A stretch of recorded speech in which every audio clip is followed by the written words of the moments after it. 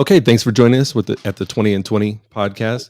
Today we have a really great show lined up. We have sitting in with us from the Nickel City Mafia podcast, our co-host, Mr. Mike Thornton, and we have our special guest, an icon of sports broadcasting, a member of the Sports Broadcasting Hall of Fame, and he's the host of NFL Today and Inside the NFL, Mr. James Brown.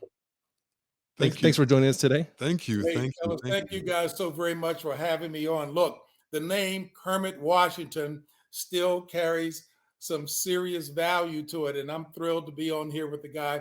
And I'll tell you all about him from my perspective as we get into it.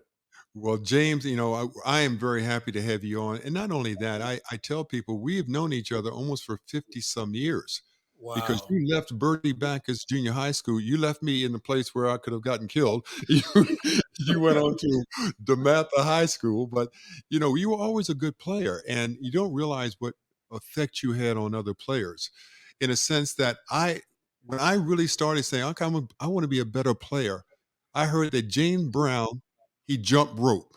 And I said, okay, Mm. he jumped rope because you were a great leaper. People don't realize that because everybody I know out here, they think that you played football. I said, I no, know, I no. know. I said, no. And Kermit, that unfortunately is not a compliment now because Howie Long, the Hall of Famer who played for the Los Angeles Raiders, I remember he was saying that a lot of his guys will say, hey man, who is this JB that sits next to you that looks like he's about 275, 280 pounds? What line did he play on? Oh, Little did they know that your boy was about 205 in high school. But Tio and oh, Mike, Kermit, talk about the definition of hard work leading to excellence that served him so well in life. He and the other Hall of Famer from Washington, D.C., Adrian Dantley, who, of course, played in the league for a number of years, those two guys really are the epitome for those of us in the Washington, D.C. and Maryland, Virginia area of guys who left the D.C. area having worked exceedingly hard and it served them well. Mm-hmm. well, thank you, Jane. But see, you have to realize there was people like you that we looked up to. And as I said, I heard that you jumped rope because you were a great leaper. I mean, you were just, I come see you at the Christmas tournaments at Coalfield Halls. I said, that boy can jump. I want to jump like that. So when I heard you jumped rope, I said, oh, I'm gonna get me one. And then I was telling the story about Spence Haywood. I read a little article about him having a weight vest.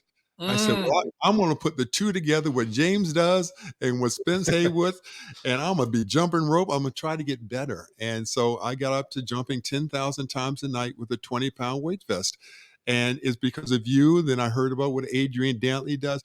See, the funny thing that who was it? It was a great scientist said, "I am good because I stood on the shoulders of the great scientists that came before me. I learned from what they did, and I jumped from what they did to where I am today." And so I have to thank you because you were the best player in DC in my mind, and you were going against that great McKinley Tech team. I Oh, mean, wow. yeah, And so they were tough. Hey, and you know what, Kermit, it's interesting that we're sharing this with Tio and Mike as well, because the moral of the story obviously is nothing beats good old fashioned hard work. And I did do it, but I shared with them also, Kermit, very candidly in terms of the life lesson that I did not continue to work as hard to get on top as I did to get to the top. And I vowed that I would never allow that to keep me from enjoying success in the game of life. Because, Kermit, you took it to another whole level. You talked about wearing the weight vest. Tio and Mike, Kermit would look like, for the young audience out there, he would look like the movie version of the Iron Man. He walked around with so much weight on him, wow. the weights that is, and he did exceedingly well because of that. Because, I mean, 2020, the name of this podcast, Kermit was phenomenal. So I vowed, as I told this corporate audience I had just spoken to last week, the life mantra for me is that I would never, and yes, Kermit say 50 years ago, so up in age now, but thanking the good Lord for that. But even for as long as I am still going to be here, I will never let an opportunity pass me by that I was ill prepared for. And Kermit, I should have been working out with guys like you and Adrian to push me further along, because when I was drafted by the Atlanta Hawks, Pete Maravich, God bless him, was my good friend. We hit it off. We were both into the martial arts. And I got to see how good this guy really was. I was thinking before, hey, man, this guy can't be that good. Averaging 44 points a game at LSU. He's shooting forever and a day. Kermit, T.O., and Mike, this guy could play. Not only was he a magician handling the basketball and being able to create on his own, he was a wonderful assist man, and you had to keep your eyes on him because you would have Wilson or Spalding implanted on your forehead if you didn't pay attention to him. But go ahead, Kermit. My bad. No, it's not just me, it's everybody else. But see, people want to know why you went to Harvard. Why did you go to Harvard? Because all the teams wanted you. You were the probably top 10 high school players in the country. Yeah, and you know what, Kermit, and I rarely talk about it because I know that it is in the past. And I was blessed to be a two-time high school All-America, as I was making a point to this corporate audience, and blessed to graduate DC as a 1969 player of the year in DC. But all of that meant a hill of beans if I wasn't willing to put in the time to work. And Kermit, it's not like I wasn't working hard. I thought I was, but I wasn't working the right way, which is why I said I should have been working out with people like you and Adrian Dantley, because you guys took it to another level. But the reason I wanted to go to a great school is my mother and father, God bless them both now, high school graduates, but I love to say they had PhDs in drive and determination. And like most parents, they want their kids to do better than they did. And mom and dad said, academics, that's the key to success in the game of life. So when I got a letter from Harvard and Princeton, and I really wanted to go to Princeton because Bill Bradley was the big time star that I admired watching what he did in college at Princeton. And I said, if I get a letter from them, I'd like to go there. But Harvard sent a letter first. And I said, if I can get in, that's where I want to go. And my parents, of very modest means, wound up taking out, loans to pay for the education. But that's why I'm so indebted to doing things the right way, because my parents truly sacrificed for the five of us. I'm the oldest of five, to do that. And if I could get into Harvard, and I would do it again, I just would have worked smarter and harder, Kermit, to be able to do like you and have enjoyed a career at the NBA level. But the one thing before, let these guys ask you questions too, you were in the wrong position though at Harvard. You didn't, No but question. that's the problem. I was telling people, I said, well, he was a great leaper, so they're going to put him in, not at a guard position. They're going to put him at a forward or center. But you had you had some good players with you though at Harvard. We And, did. We yeah. did. But Kermit, you make an excellent point. And this also goes back to, even though people can say, well, why didn't the coach do this or that with you? Hey, it's still ultimately on me. So I, got out of that blame game and looked first at me to see what I didn't do. Kermit, you're right. In high school, all the tall guys had graduated. Sid Catlett at 6'8", 6'9", Bob Whitmore at 6'10", 6'11". Big Bruce Mitchell was with them. Bruce was a football player as well, about 285 and about 6'6". So they had some good beef and height. That was the team that beat then named Luau Sindor, who played at Power Memorial High School, standing 7-2. They snapped his 71 game win streak because we had height.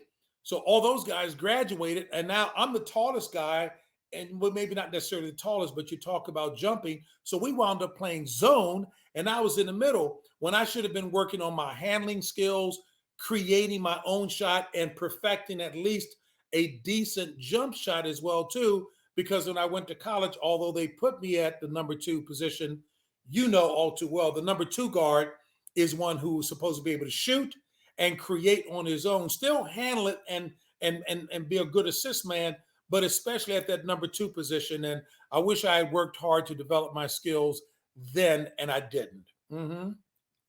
But you know what, James, in a looking back, You did a tremendous job, and you would have never been as successful back as you are now because we weren't making that kind of money back there. And now, Mhm. what you have done because of you set an example. I mean, how many kids from DC area even think about Harvard as a potential place to go? And Mm. because of you, and because people know about that, I say, hey, if James could do it, maybe I could do it. And you know what? I'm really encouraged to hear that. But even with my 4 grandkids now, and of course they have no clue what Pop Pop was about, but I just try to make them aware that it's success in the game of life, and I'm forever indebted to what Mom and Dad said. And Kermit, you made a great point. We had a great recruiting class at Harvard. As a matter of fact, as you will recall, freshmen could not play varsity in college, so Mhm. we had the number 2 ranked freshman team in the country behind St. John's of New York with the great Mel Davis and a Yes. bunch of other players there as well Schaefer, too. Mel Schaefer, and Mel Schaefer, hey Kermit, he lit me up. I tried to guard him. He could flat out shoot. Al McGuire, God bless him, the great coach from Marquette, used to say, I need me some good city ball players who can create their own shot, who got concrete for a front yard, but I need some good old suburban guys who can shoot it really well too. And let me tell you, Billy Schaefer was his name. He yeah. could flat out shoot that ball, and they had a great squad. So we had the opportunity to do well, and we could have done a lot better. But I just try to learn from those lessons and not live in the past to say why it didn't happen, knowing that I had a lot more life ahead of me, and to try to make it happen by doing what you did, figuratively wearing the weight vest and ankle weights and all of that to do a successful job in the game of life. And again, I'm forever thankful to my parents for that, Kermit. Hmm. Yeah, James, this is Mike. I want to say what an honor it is to talk to you. I respect your work, love your work. And I grew up in Buffalo, New York. So I've been a fan of the Bills for 50 plus years now that I can remember. But before I get into some football questions that I have for you, I did want to touch on you said you were drafted by Atlanta. Is that correct? Yes, sir. Yes, So sir. can you go a little deeper into that? What happened that first year? Were you released or what happened that you Yep. didn't continue on with that? And before I answer that question, when you mentioned Buffalo, so Mike, as Kermit will remember from the Maryland area here, Harold Fox was a Yes. great shooter who was drafted and played in Buffalo for a quick minute. And when I really think about Buffalo, I think about playing the University of North Carolina at Chapel Hill. We played them in our sophomore year, and they had a guy on the team who had the most unorthodox looking shot, but it was as deadly as any, by the name of Bob McAdoo. Oh, And yes. boy, was he unbelievable. He could flat out, I mean, he hurt a lot of people with that jump shot because he could play. But in terms of Atlanta, as I was sharing with Kermit about, not having really worked hard enough at it, when I went to camp, I was drafted. They used to have 10 rounds of drafting then. It might have even been 12, but 10 rounds. I was drafted in the 4th round. They had a great draft class. And when I got there, I was playing well. And the star way back in the day, you need to be a historian to remember the names like um, Lou, what is his name? Lou, Sweet Lou, Kermit, Lou, Sweet Lou Lou. Hudson. Lou Hudson. Lou Hudson. Thank you, Kermit. Lou Hudson, Steve Bracey. They had a number of good guys. Jimmy Washington. But Pete Maravich and I really did hit it off well. And he was telling me through training camp, he said, young fella, you got a nice game. Just keep going and work hard because you can make this team. Make no mistake about it. 2 days later, the coach, Cotton Fitzsimmons, calls me up to his room and tells me that he's releasing me. And as a ball player, Kermit can tell you, you know who can play and who can't.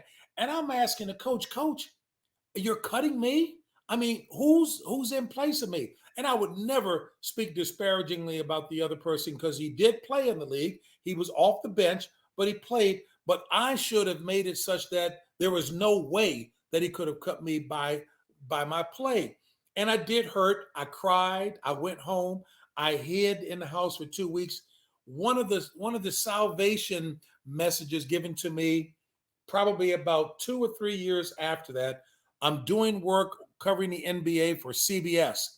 And Cotton Fitzsimmons and the team that he's coaching then, I think it was he was Kansas in City Phoenix. Well, it was in Phoenix. or Phoenix? I think, and please correct me too, Kermit. It was in Phoenix, so we were in Arizona. And what he did tell me, he came up, he said, JB, let me just tell you something. I'm glad to see you're doing well in the game of life, but I should have kept you because you certainly could play the game. So Kermit, T.O., and Mike, that was at least a little bit of solace for me. But even though, Mike, I did get cut and I realized it, but what I determined to do was to make sure that I would work as hard as Kermit did to get to the league. I would do that in the game of life, Mike. Mm-hmm. Thank you. Yeah, That's awesome. and I'm always telling my kids that the most transferable skill you can have is to work really hard and be prepared for whatever opportunity comes along. And you obviously have done that. Can you speak a little bit about like how your upbringing? Were you in a position that you kind of changed the trajectory of your family tree? Great question. My parents were hardworking, maybe lower middle class parents. My father, Kermit will remember this. He was the institution that I'm referencing. My father was a prison guard at a local prison called Lorton. He also drove a taxi cab to bring in extra income. And T.O., during the holidays, he would take on a third job of being a handyman at Avis Rent-A-Car out at what was then called Washington National Airport. So my dad was a very hard-working guy, to say the least. But he was always there for the important events in school or sports for the 5 kids. My mom wanted to be an excellent homemaker. She wanted to stay at home to raise the 5 of us excellently. And T.O., Mike, Kermit knows this, she did. So we were of very modest means. So yes, I was the first college educated in our family, but 4 of the 5 did go to school, college from there. The smartest one in the family is my sister, Alicia. But that was a dynamic changer for us in doing just that. And again, I have my parents to thank for that. My mother, I had a career at Xerox in sales and sales management before making the radical switch into broadcasting. And our big time exec there, a guy by the name of Jay Nussbaum, one of the brightest marketers and most successful in Washington, D.C. history. When he met my mother, he said, I hired the wrong people, you and your brother. Your mother is the smartest one in the family, and I wish I had gotten her young. So That's great. So, I think you should tell people too about how you progressed in football. I mean, up the ranks on television, because it wasn't a point back then where they had a lot of blacks especially being the person in charge of running the show as you do now. Wow, Kermit, great question. And you know what? I was doing analysis work after being cut by the Hawks, working at Xerox, and got hired by the then named Washington Bullets, and did some work for them and did some freelance basketball. Came to the attention of CBS, and they brought me on board as a basketball analyst. But the boss told me, James, if you want to make a career in this business, you need to become an anchor, a studio host, sideline reporter, report on stories, be well-rounded, because that will ensure a career in this, including doing football.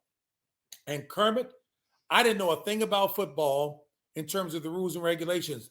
I went out to what was then called Redskins Park. Bobby Mitchell, the great Hall of Famer. Number 49. Yes, indeed. He spent time, spent time with me. He said, I want to learn football, be out here training camp at 8 o'clock this week, every morning this week, and I'll teach you the game of football. And he did. Check this out, T.O., Mike, and Kermit. The first football game I got to announce for CBS, the boss said, okay, I think we're ready to give you a shot at it. We're going to give you a very small market game. As a matter of fact, the game was probably only being televised to the TV truck under the stadium and the local Piggly Wiggly store around the corner. And it was good he did that, because I got complacent. He said, James, just call a good, clean game. Don't try to get fancy. And remember this, don't look up at the stadium clock to say how much time is remaining in the quarter, because it could be wrong.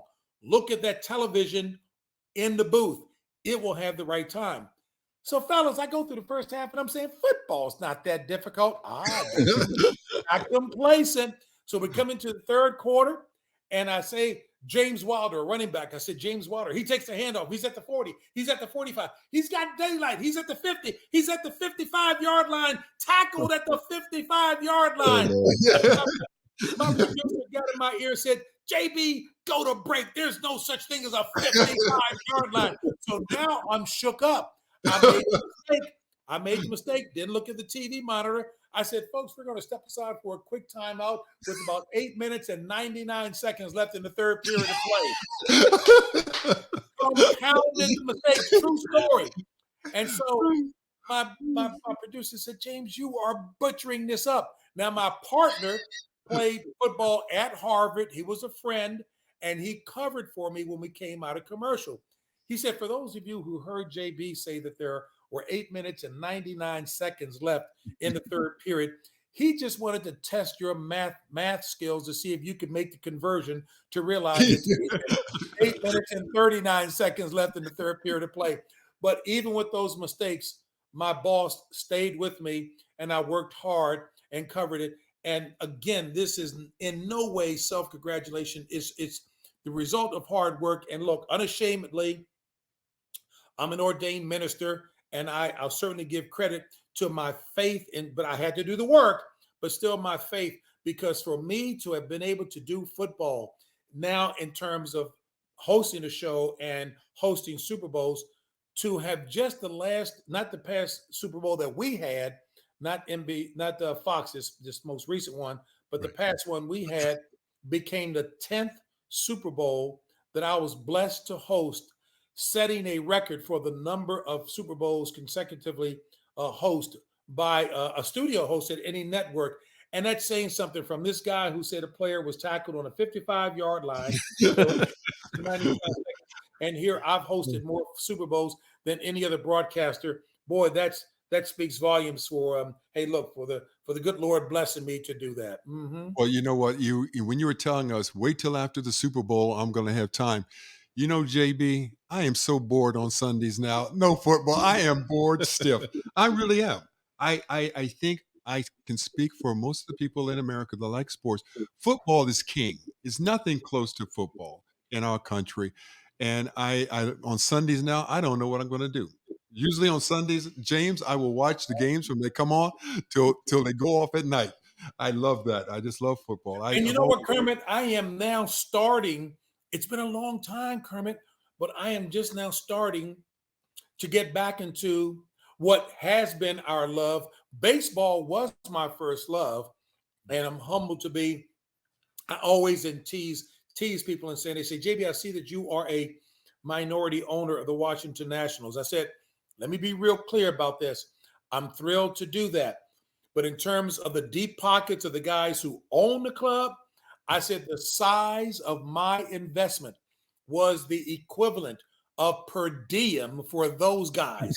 But at least I still have some stake in it. So I'm trying to get to that point where I will be like them. I'm not, but I've been blessed to do those kinds of things and enjoy it. But Kermit, I really have grown to love football. And it's amazing. You said it is the number one sport, although I am starting to watch basketball a bit more now and marveling at guys. Well, Steph Curry's been doing it for years, but the Greek freak, Giannis is just amazing.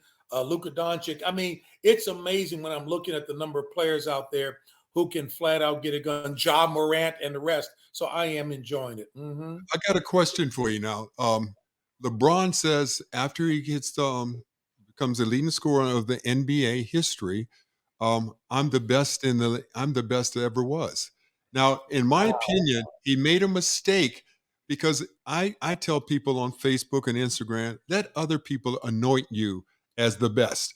Don't bring it up. So now I look at Facebook, 9 out of 10 people are going after him. I mean, and what do you think about that, James? Kermit, you know what? Let me plead ignorance. I did not know that he said that. Oh my gosh. Kermit, I couldn't agree with you more. Let others anoint you that. But here's what I ascribe to. You knew him as well as I did. God bless him.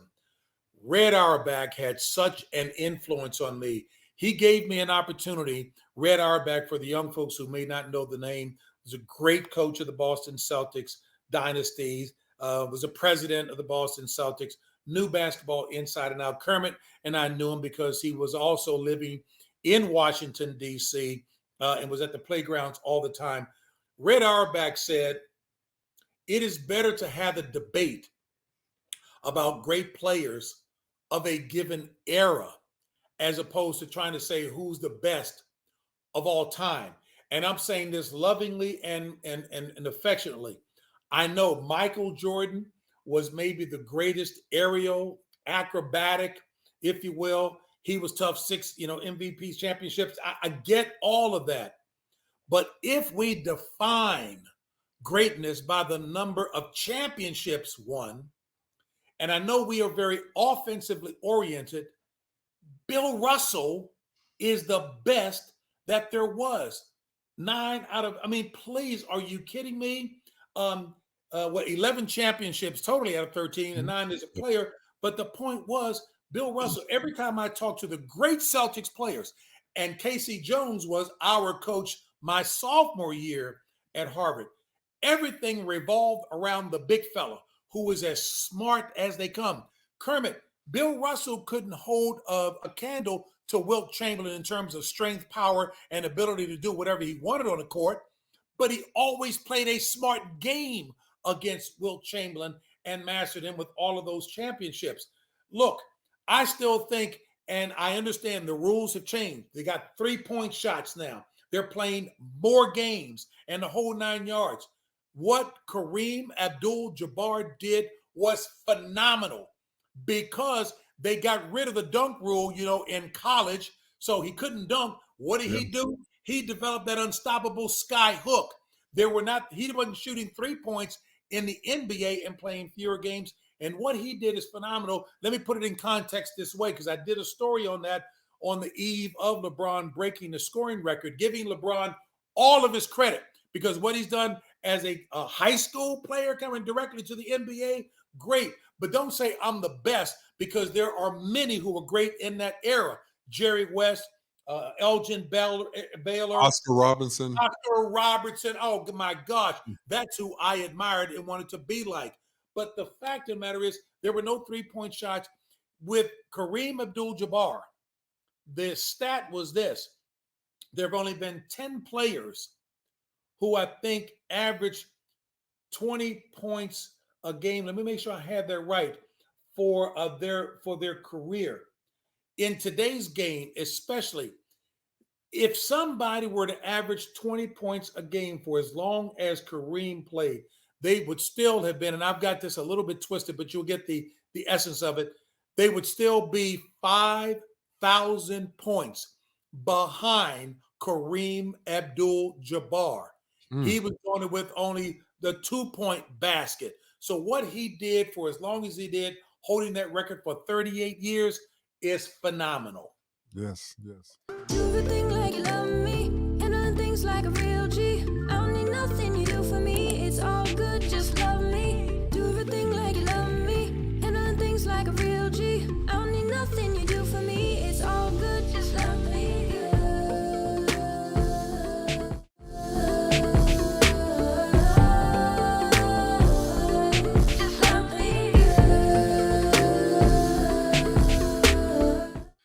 Strange you say that, because on my college dorm room was Kareem, a big picture of Kareem, and that Sports Illustrated was a fold out when he was sitting down with cheerleaders, and Sidney Wicks and a few other guys. Then all of a sudden, I know I'm playing with these guys. I say, oh my goodness, these are the guys that were on my wall. But people didn't realize how good he was in high school, how good he was in college. How many games did he lose in college? I think 2. Yeah, I think it was still like 88-2. Hey, was one? No, he didn't lose it to. He lost Elvin Hayes. Yeah, Elvin Hayes in a Superdome. Yep, and I think Drake. Okay, you would know better than me. I think. And Mhm. I just unbelievable. Those teams will never come around again. They'll never happen to have those kind of, because nobody stays anymore, James. I Nobody know. stays in school anymore. So I if know. you ask me who were the All Americans in high school college this year, I'd have no idea who to name. But when I we grew up, we knew it was going to be Kareem or Artis Gilmore or Yep. Bob Lanier, Austin Carr, Pistol Pete, Rick Mount, all those guys. We knew them because they stayed for 4 years, and we knew who they Absolutely. were. And we You know, looked up. you mentioned Artis Gilmore. Hey, Tio and Mike, you're going to jump in because Kermit and I are dusting off cobwebs from way back in the day. And folks are going to have to write you, hey, who are these names? Rick Mount and the rest that Kermit and JB were talking about. But here's the name. You mentioned Artis Gilmore, 7'2", light of foot, could jump for days. Kermit could speak on it better than me. I played in this, what they call it, the Summer League City Championships in New York City at the City College of New York up there. Artis Gilmore was on one team. This is as much as I can say because I was on the bench, Kermit, but I was on the bench riding on the team with Iceman Gervin, George Gervin, and Dr. J. Now, Dr. J had the reputation that if you ever blocked his shot, he would make it a point to get back at you and give you a facial with the slam dunk before the game was over. So, first quarter in the summer championships, Dr. J gets the ball down on the pivot. He goes across the middle to throw up a hook shot. Artis Gilmore goes up and catches it midair, throws it to the other end of the court. Fans packed in the gym said, ooh, because they knew Doc was going to try to get him back. It took until about 6 minutes left in the fourth quarter. Here's the play. Artis gets a rebound, turns, throws it to half court to his player. Julius Irving intercepts it. He comes down the court one-on-one. He's palming the ball, Kermit, but the referees are not going to call a violation because this is a one-on-one between him and Artis that's about to develop. Doc gets in the middle. Artis crouches. Doc hit one last dribble with those big meat hook hands. He had the ball palmed. He goes up. Artis goes up. Doc goes up some more. Artis goes higher. Artis starts coming down. And Doc took that ball. He slammed that ball through. Man, folks came running out of the stands. The police had to peel him off the floor. All hollering. But that was a Julius Irving that we knew anyway. Well, he saved the league, and people don't mention that. did. I mean, Yes, he he did. saved the league. I mean, until Bird and Magic came, he was the person everybody wanted to see, and they don't give him enough credit either. What kind of player he was?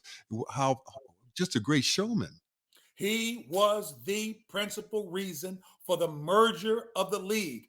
I remember watching him, and I'm going to give Shannon Sharp of football fame, the tight end, credit on this one because he used to talk about when he was at CBS working with us in the studio show, he had these little small TVs, about 8 or 9 TVs that he was watching back there until halftime. And he say that Dan Marino might throw the ball and it showed up on one small screen on the far right. He had to look at the second and third and fourth screens to see the ball go through to go into somebody else's hands. Well, Julius Irving in that ABA NBA All-Star game. Yes. Man, he came in on that little TV that I'm watching.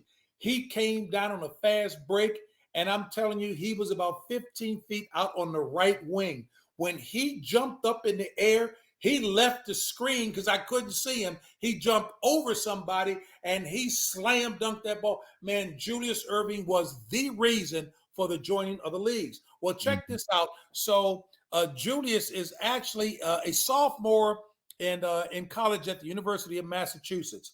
And many people didn't know about him. They knew he was a great leaper and can block shots, but he didn't have a lot of offensive game to him. But he could flat out fly. One of the best talent evaluators was the owner of the Virginia Squires, and I think his name was Earl Foreman.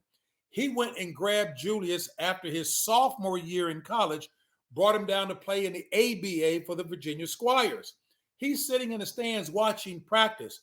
And Kermit, one of the guys from Washington, D.C., we know Fatty Taylor, Roland Fatty Taylor, played with the Denver Rockets and first with the Virginia Squires. So they asked Mr. Foreman, they said, who is that young kid sitting up in the stands? And he said, well, they gave him a nickname. His name is Doc, Dr. J. Well, the next day in practice, Doc's coming down on a fast break. Fatty Taylor is just inside of the free throw lane trying to take a charge. Doc jumps over top of Fatty, slams the ball. They stop practice, and everybody says, we're glad he's on our team. Fast forward to the next year. Mr. Foreman goes and grabs some skinny kid, and Kermit, you will probably remember better than me. I don't know whether it was Central Michigan or Eastern Michigan. He comes, and he's sitting in the stands watching. And the players say, Mr. Foreman, who is that skinny 8th grade player you have sitting in the stands? He said, you know what? They gave him a nickname. They call him Iceman. It was George Gervin. And I'm saying the ABA, as you know, was replete with a lot of talent. And Mr. Foreman had a lot of that playing down there with the Virginia Squires. Oh, yeah. That's a great story. Yeah, true story, too. Mr. Foreman could tell talent. Absolutely. The ABA had so much talent. We're not even talking about Dan Issel or Donnell Hillman. all of them. And then you had Ralph Simpson. Yeah, Ralph Simpson. Simpson. Yeah, that was his name. A guard. David Thompson and all those other David Thompson. Yes. all those guys. And so people don't realize that when they came into the NBA, I mean, they were probably the most talented. Maurice Lucas, all those guys came in. Yeah. It was a different world. But the thing is, I mean, I don't know if you have any more questions for him. T.O. Hey, I don't want T.O. and Mike to be. They're probably looking in their history books to look up some of these names. But no. Actually, go ahead. Might be older than you think. I know George Gervin very well, Dr. J. Know all his names. Love it. I want to talk a little football before. I don't know how much time we have with you. I can talk so much. I have so many questions. You did a little. I know you. Maybe I read this wrong. You did some NHL as well, right? Hockey. Did you do some hockey? And I believe your voice is on some video games. So if you have those games, can you send them to Kermit? I would love one. I have kids that play video games, and I will give those games. And Mike, you know what? Just like when old timers get together, here's a story about hockey. So I'm at Fox, and John Madden, God bless him, he used to tease and say, I don't know why they call this company Fox Sports. We only have one sport. It ought to be Fox Sport. That was football. So the boss, David Hill, went out and he was trying to decide whether to acquire NASCAR, which they do have now, or hockey.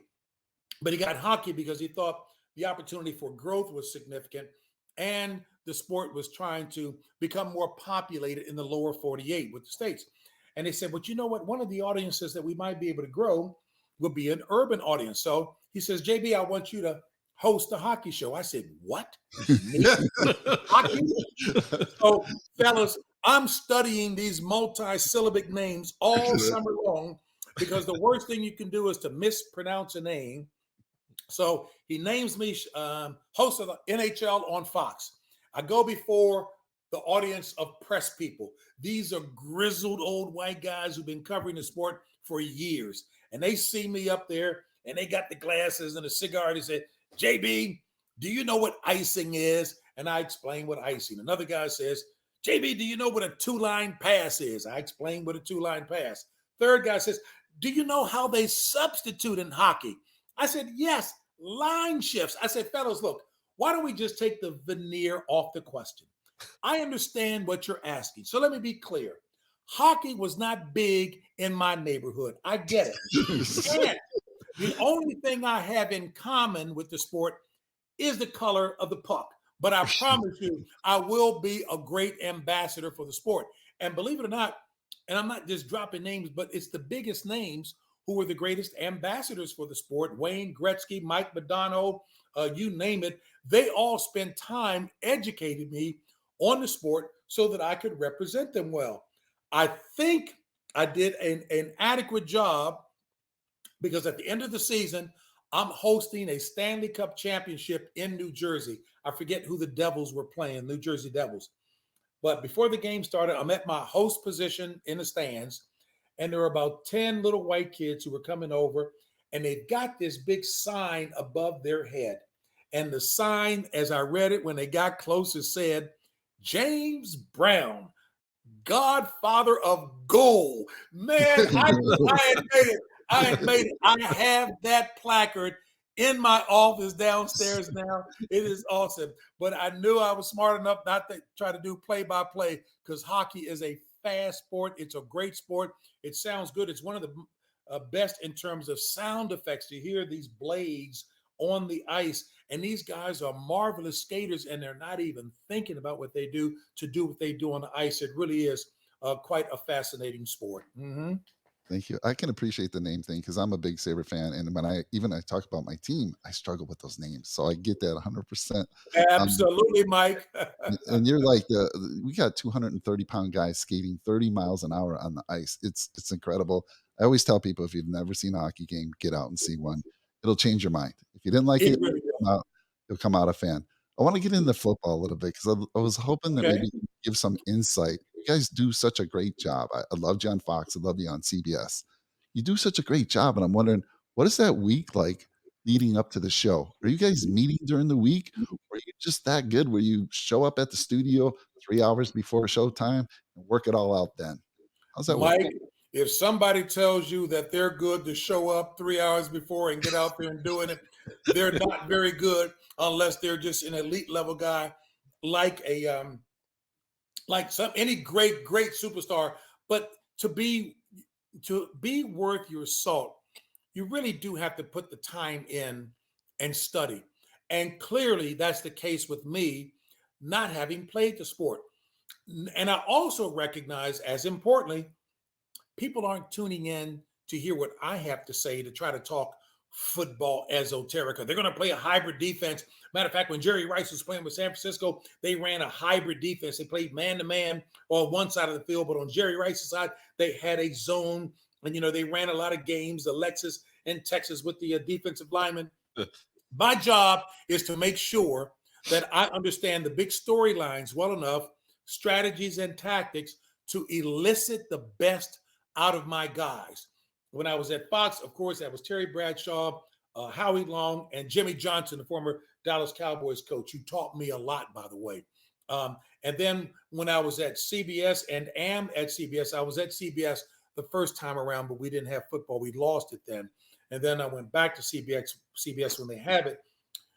Bill Cowher is one of the most studied guys I have ever met. He has volumes of notebooks, writing down everything that he learned from the time he started as an assistant coach when Marty Schottenheimer, God bless him, gave him the opportunity to come and coach. Tony Dungy spent a lot of time with me, helping me to understand the personalities and the tactics and strategy of football, adding to what Bobby Mitchell and later John Madden, but Bobby Mitchell gave me that foundation to learn about it. So for me, it's important staying on top of all the storylines, reviewing what the takeaways were from the previous week's games as coaching staffs, be they new or experienced, are trying to build momentum. Bill Cowher helped me understand, and this is not unique, but he says, JB, when there were only 16 games, we segmented the season into quads, games of 4. But the first 4 games of the season, you're really learning what kind of team you have to know how you're really going to move on beyond that. So you're learning what your team can really do when the games count. The next 8 games, he called that navigating the murky waters of the regular part of the season, the hard part of the season. You're hoping not to experience too many injuries, especially season-ending injuries.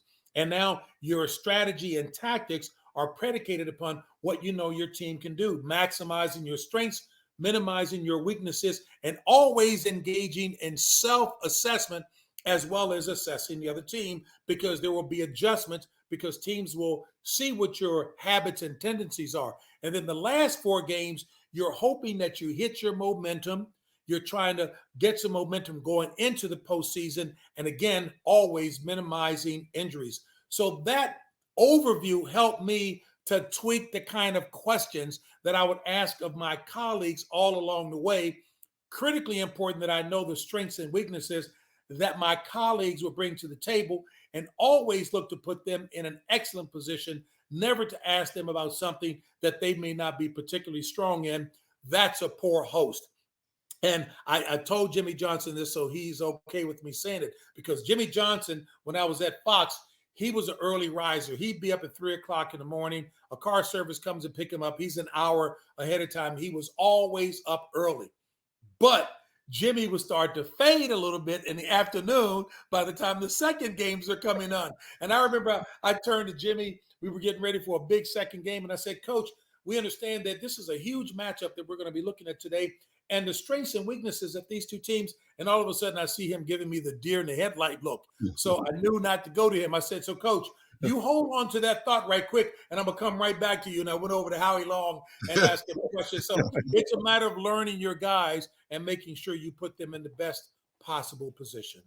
Oh, that's awesome. Thanks for sharing that. I've always been curious because I have a YouTube channel and I'm always trying to set up shows, and I'm kind of that moderator. I have better guys that talk about the X and O's of the game.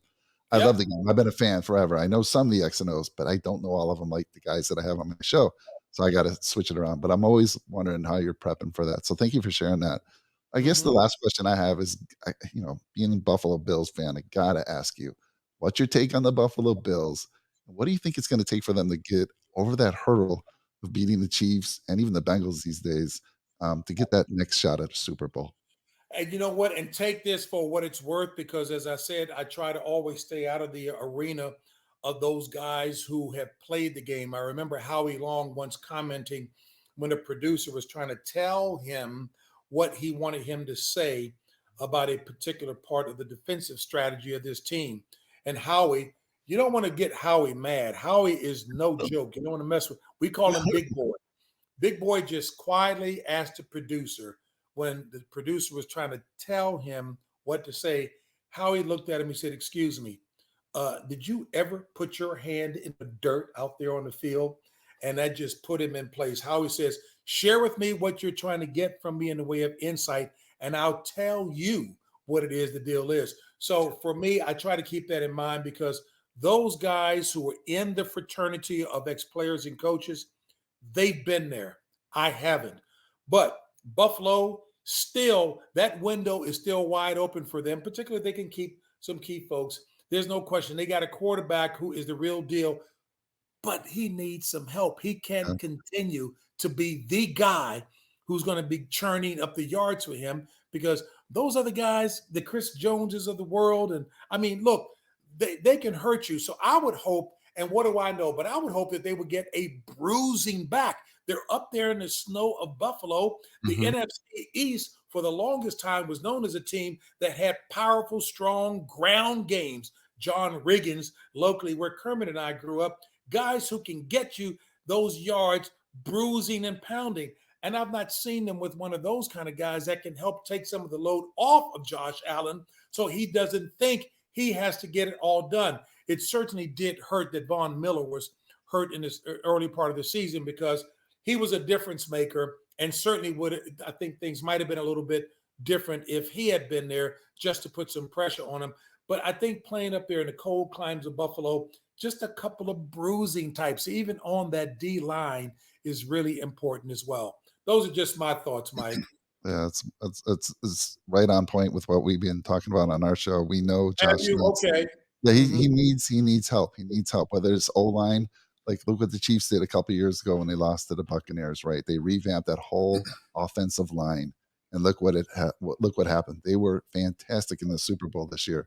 So we know he's got to get help. I love the bruising back idea as well, because we got smaller backs. We got smaller backs, and we want that complement. We have James Cook, was a rookie last year, and we think he's going to be fantastic, but he's not a big bruising back. So complement him with a bigger back. So I love what you said. Everything's right. And it wouldn't be bad if they can get, I mean, they don't come a dime a dozen, but it wouldn't be bad if they could get another threat on the other side of Stephon Diggs, so as to have some weapons. I mean, look at what Mahomes did with the wide receiving core, even though all of us, me included, thought that they would be hurt at some point in the season without a difference maker like Tyreek Hill. I mean, he could be a difference maker on any team, and certainly he's been doing that in Miami. But if Stephon Diggs can get just a little bit of help on that other side, just to keep teams off balance, that would be pretty good. Yeah, I totally agree. It's crazy that Tyreek Hill, when he got traded, everyone's like, this is a rebuilding year for Kansas City. Everyone thought that early on, but no, not Kansas City. No, not at all. I'm Hey, sorry. and Andy Reid is most, and I'm gonna give Eric Bieniemy his credit as well too, and the fact that they listen to Patrick Mahomes if he's got some ideas, or even Travis Kelsey. So they do listen to them, and I really enjoy the way they Andy Reid as the leader makes it fun, and they have some input as well. So pretty doggone good. Mhm. James, this is my last question for you. I thank you for doing. I mean, Oh no, this is good. I'm having a great time, but thank You you. know what? You know what bothers me about football, though, James? Uh-oh, When uh-oh. we were growing up, there were only 12 games in a season. Mm. Because if you were if you were a 1,000-yard rusher, that's impressive.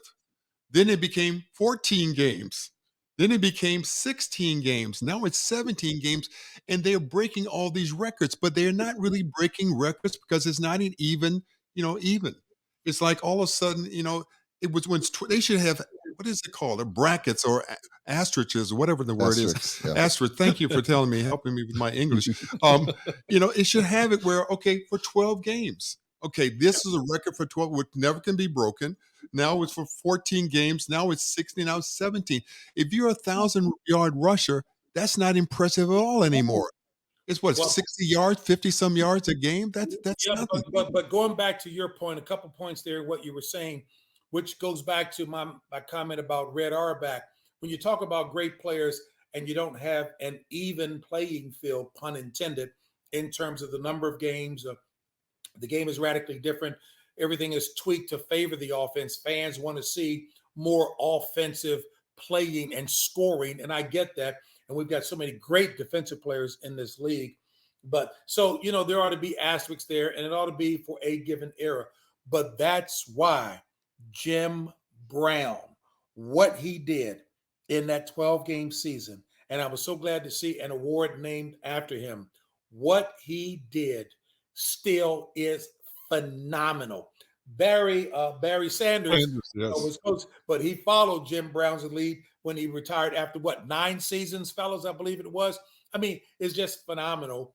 But but the other side of the coin too, when you talk about 17 games now, hey, I pray that they don't get to the point of diminishing returns, because football is a hard sport.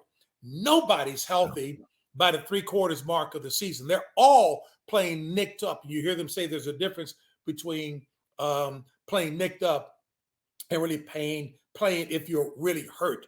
Everybody's hurt to some degree, but I just hope they don't go too far without adding more players to the roster, because the human body can only handle so much. I'll never forget the story I saw on Jerome Bettis when he was playing with the Steelers. And, he wasn't able to even walk out of bed very comfortably until about Wednesday or Thursday. It's a hard sport, so I hope they show a little bit of sensitivity to the product that they have out there by adding some more players to the roster. Mm-hmm. Well, one last thing I wanted to ask. You've been a part of the broadcast of such incredible sporting events. I know there's probably not one maybe that jumps out, unless I'm wrong.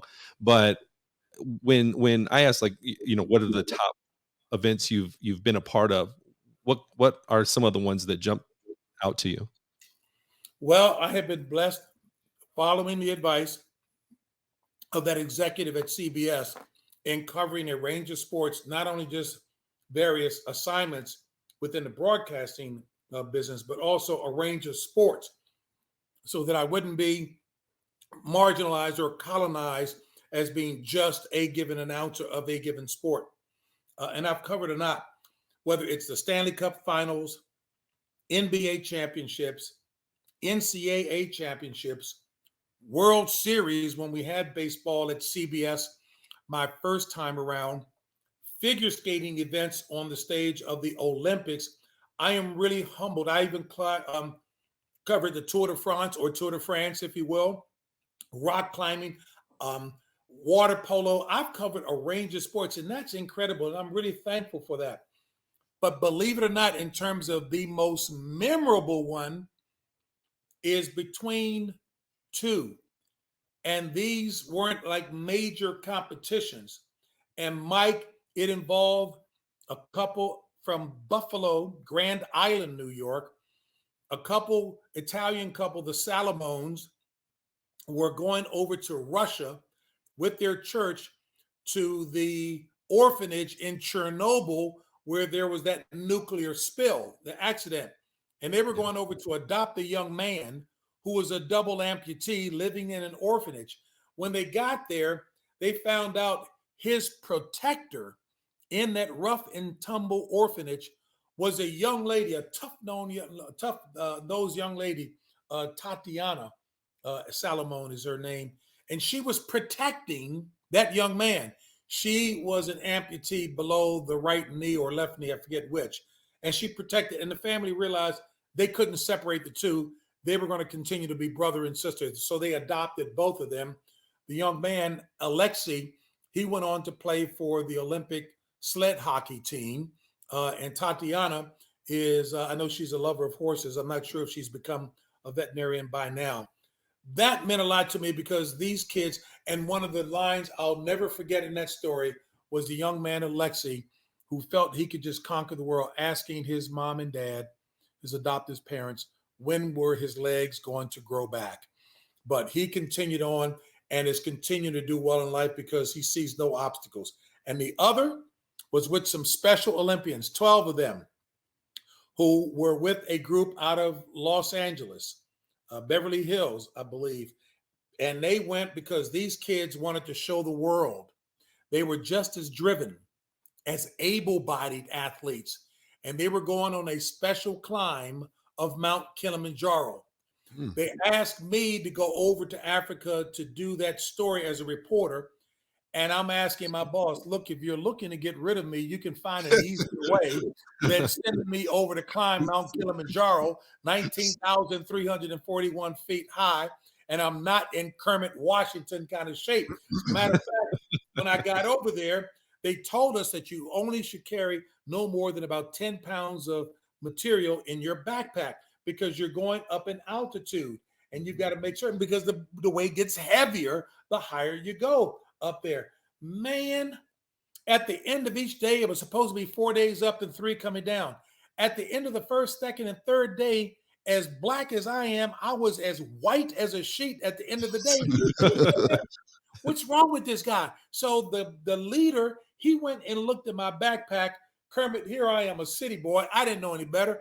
I had 40 pounds of gear. I was trying to stay warm because up high it gets cold, you know. Yes. So, therefore, at the 16,000-foot level, we encountered the worst snowstorm they had in 25 years. So they made a decision to send to take the 5 strongest ones. Let me word it that way, to take the 5 strongest ones on the rest of the climb to get to the top for the group as a whole. But they needed some men to go back down the mountain. Well, you know, the first man they selected to go back down the mountain was your boy. And look, I was crying, and they thought I was upset because I couldn't go to the top. They were tears of joy. But the other five made it to the top, and that was one of the most emotional stories because we all did cry when they all got back down to base camp because they did accomplish the mission to get to the top of Mount Kilimanjaro. I felt so good about these normal citizens doing extraordinary things. Yes, sir. That's incredible. Oh, that's awesome. So, hey, James, let me tell you something. It was very enjoyable to talk to you. I'm telling you, it's just incredible. And thank you so much for taking the time. Yeah. And what more can I say, guys? You got anything to say now? Thanks so much for your patience with all the technical issues we had in getting you on here. That won't show up on the podcast, but we really do. So T.O. and Mike, when you guys open up the podcast, let everybody know that it was only because you were working with a tech neophyte who couldn't work the mute and unmute buttons well. But it's all good, and I had a great time. I'm sorry. Hey, that's why I've been running off of the mouth because I was waiting so long to get with the three of you guys. Well, I appreciate it. And you want, before you go, you do a wonderful job. I'm so proud of you. Every time I see you, I say, hey, I went to school with him. I don't say just 1 year. I went to school. I went to school with James. Hey, where did he play football? I said, no, he didn't play football. He was a very good basketball player. I do have pictures to show that I was wearing an afro that weighed more than my body did. That ain't the case these days. So yes, we all did. We all did back then. Yeah. Hey, thank you, James. Yeah, thank you James, so much. Take care. Thank you guys. It was an absolute blessing. And I know if T.O. and Mike say, well, look, we got to we got a slow news day. Let's call JB. He'll talk forever. So, but thank you guys very much, Kermit. Kermit, we love you very much here in DC. Thank you. I appreciate it. Thank you. Okay. Bye-bye. Okay. God bless you guys. Hey, Tio and Mike, thank you guys very much. Thank you. Thank you. Okay. I mean, you've made my. I can't tell you how much we appreciate it. I hope so. Hey, you guys have a great evening. I look forward to doing it again. Oh, awesome. Thank you. Okay. Take care. Bye-bye. We'll let you-